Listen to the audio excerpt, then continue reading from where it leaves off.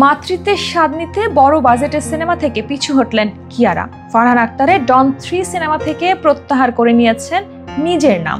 প্রথমবারের মতো মা হচ্ছেন এই বলিউড অভিনেত্রী, এ খবর তিনি নিজেই জানিয়েছেন।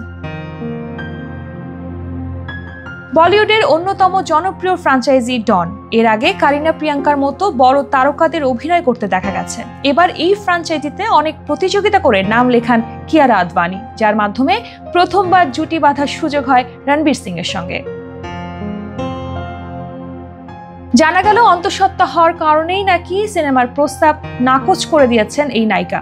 নিজের পেশাগত জীবনের চেয়ে মাতৃত্বকে আগে রেখেছেন তিনি, আর তাই এখন কিয়ারা মা হওয়ার দিকে মনোনিবেশ করতে চাইলেন বলে শোনা যাচ্ছে। এদিকে খবর যে সিদ্ধার্থ কিয়ারার বিশেষ যত্ন নিচ্ছেন।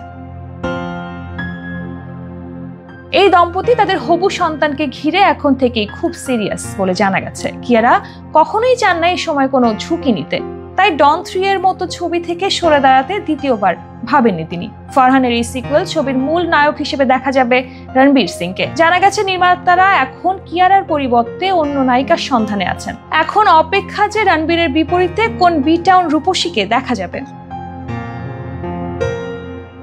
কিয়ারা বর্তমানে টক্সিক এবং ওয়ার 2 সিনেমার শুটিং শেষ করতে ব্যস্ত। এরপরই মাতৃত্বকালীন বিরতি নিতে চাইছেন এই অভিনেত্রী, কারণ প্রেগন্যান্সি পর্বটা তিনি পরিবারের সঙ্গেই কাটাতে চান। আর অভিনেত্রী সিদ্ধান্তকে সসম্মানে মেনে নিয়েছে নির্মাতারা।